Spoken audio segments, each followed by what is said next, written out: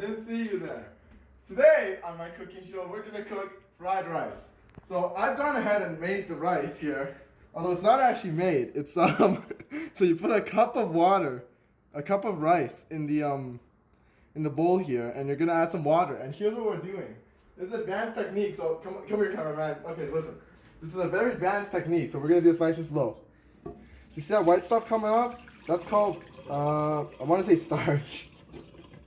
Anyways, so we're gonna rinse that once or twice. You know, get all the starch out. And starch isn't necessarily toxic. It's just not good for you. So you see all that stuff coming off? Yeah, so 2 times is good enough. Honestly, if there's anything left, whatever.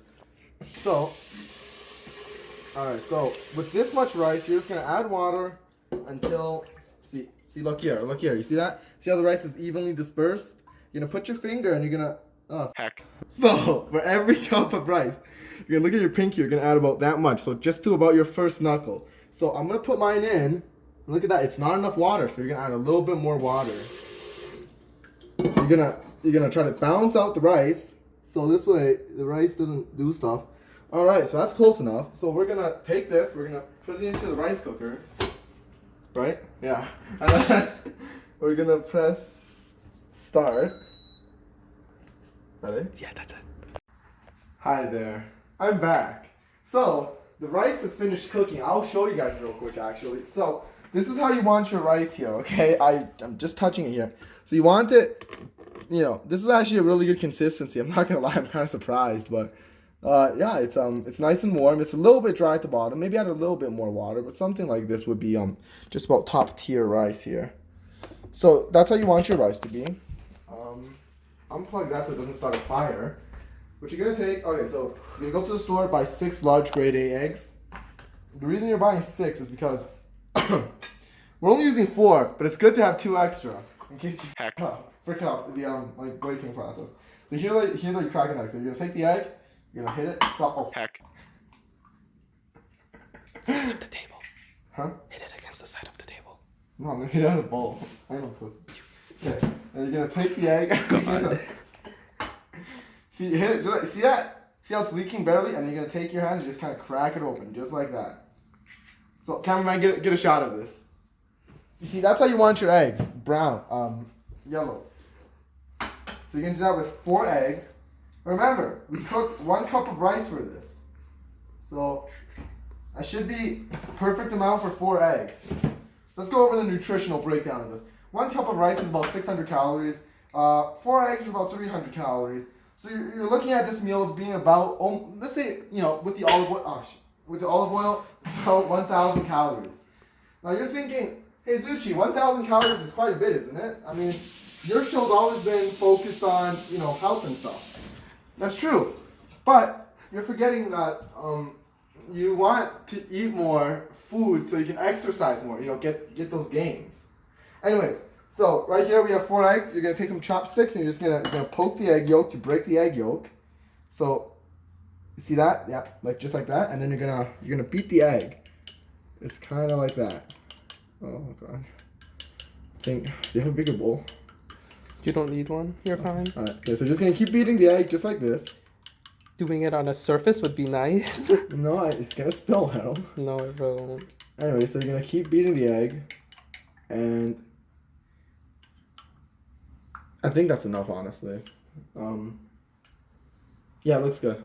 Hi, I'm back again. So what we're gonna do is while the pan's heating up over there, I turn the heat. Yeah, give me a moment. Don't swear. I can't read. We'll figure that out later. Technical difficulties. Yeah, Anyways, no, I'm fine. The defining factor of a dish is how it looks. Now you're thinking, okay, ZiQi, doesn't taste matter? Taste does matter, but looks matter more. So you're gonna get yourself some Alberta grown cucumbers. Get locally grown. It's actually better for the environment because it has to ship less. You're gonna take the cucumber. You're gonna cut off one end because it tastes nasty, and you cut off the other end because it looks ugly. There we go. So now you have your cucumber. So you're gonna cut it into slices. Okay, film from this side. It'll look better. Okay, you're gonna cut it into slices just like this. And, you know, the thinner the better, really. Heck. So yeah, make sure to use a knife like this because this is very appropriate for cutting vegetables.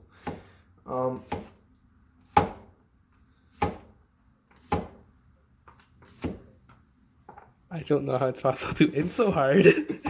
Just gonna keep cutting, and now this is where a lot of chefs. Look at me, cameraman. Okay, see, this is right here. This is where a lot of chefs make a life-threatening mistake.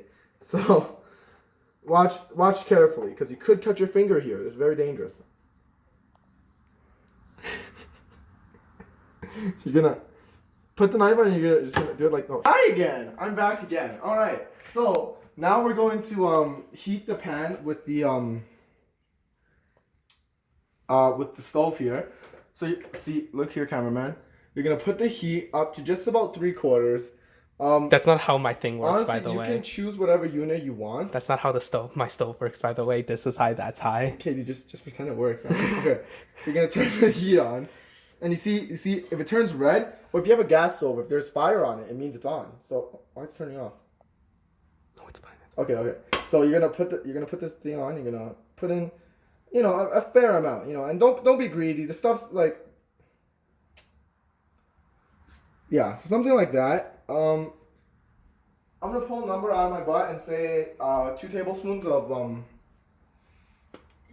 extra virgin olive oil. And you're gonna wait for that to heat up. And the reason you're gonna want to wait for it to heat up is because, funny enough, this is a story that my grandfather told me here. Eggs. So think about it this way, okay? Eggs, where do they come from? A chicken, right? What's the temperature inside of a chicken? Give or take about 30 degrees, right? So that basically means that eggs like to be hot in order for them to turn into chickens. But at the same time, if you want the taste of a chicken, you want it to turn into a chicken. So we're gonna speed up that process, make it really nice and warm. So you're gonna look here. So you see how it's heating up here. Oh heck. I think you fucked up. I think it's too hot. Oh god. Are you still filming? Yeah. Okay. Alright, so you see something like that was perfect. You see how there's a separation of oil and egg? That's actually good because eggs are really oil thirsty. At least that's yeah, you know what? Yeah, eggs are really oil thirsty. So remember, we're going for a really authentic, traditional fried egg here. So what you're gonna take your chopstick and just you're gonna scramble the egg. It's really not that complicated. Oh, that's really hot. Oh my god, can we turn this down a little bit? Oh, it's kind of burning me, honestly. Okay. Just gonna keep cooking the egg just like that. So you see this on the side, you want to scrape that off because it will overcook. And overcooked eggs are actually animal cruelty, so you don't want to do that. So we're just gonna keep rotating the egg here. And if it's a non-stick pan like this thing is, I believe, you want to use something soft like a chopstick, not a spoon. Because if you take a metal spoon, there's a chance you'll rub the non-stick coating off. And if you rub the non-stick coating off, it's really dangerous because that stuff's like not good for you and stuff. Anyways, you're gonna cook the egg until there's just about no more like liquid left. You can tell that your stove is heated well if like when you put your eggs in, they turn from a liquid phase to a solid phase. That's what we call a phase change in cooking. And it turns out by doing so, you're actually almost guaranteeing that bacteria in the egg will die. Because the bacteria in the egg is extremely dangerous if you ingest it raw. So here's a good example here. It's called salmonella. So it exists in egg yolks, which is the yellow part of the egg for those of you who don't know. And salmonella will like kill you and stuff because it's like really bad for you.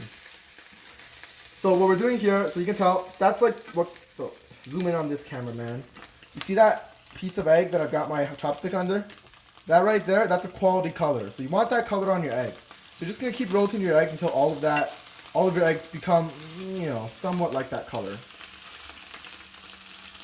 Yeah. So just keep, yeah. Oh, I forgot about salt. Do you have salt?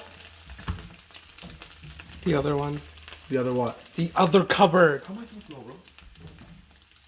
Which one's salt? Is this salt? Well, good luck guessing. No, that's sugar. Oh god. That's sugar. Just don't forget to salt your eggs because if you don't salt your eggs, it's they will. This is sugar. Did that turn it off? Yes. Okay.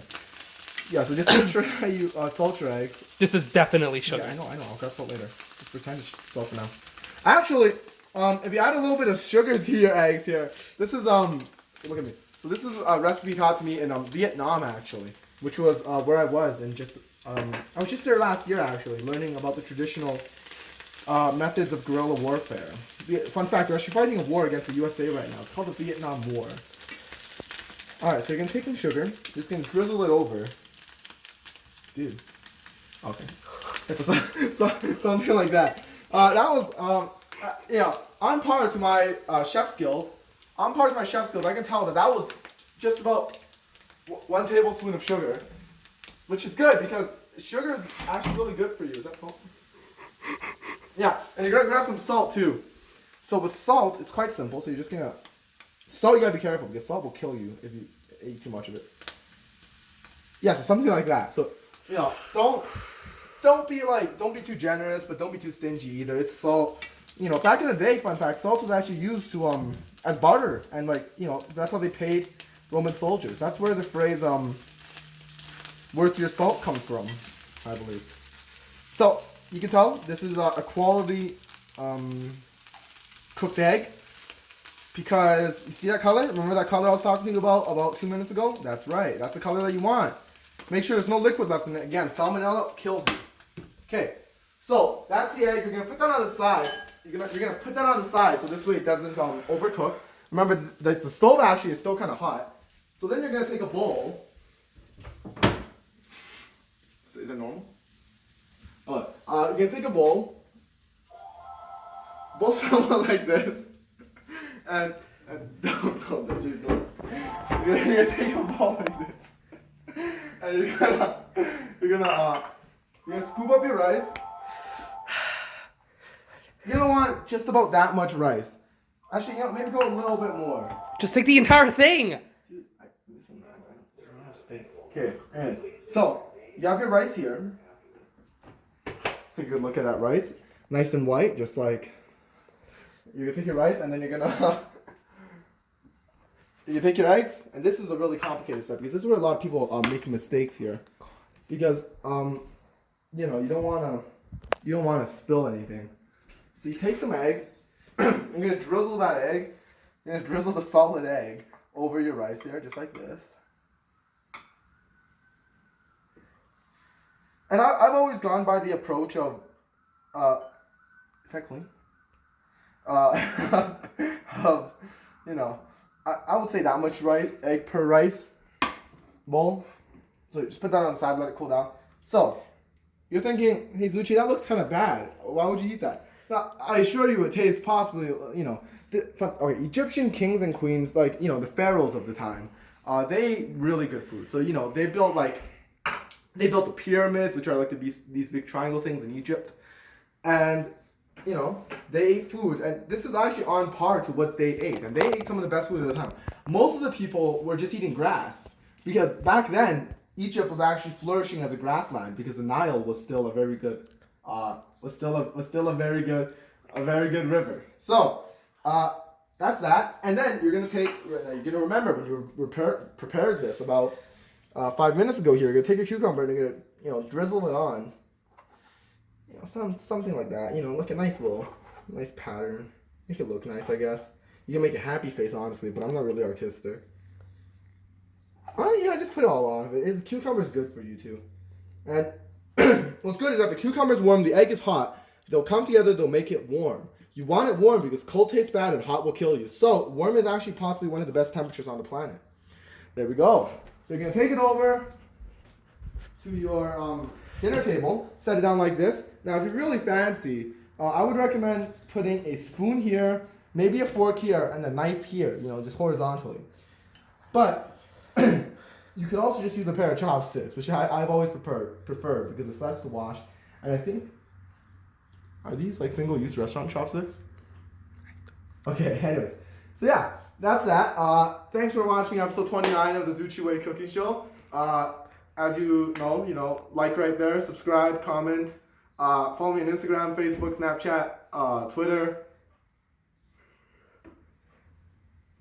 Yeah, and next week we're going to be cooking pink cake, which, fun fact, is actually made with watermelons.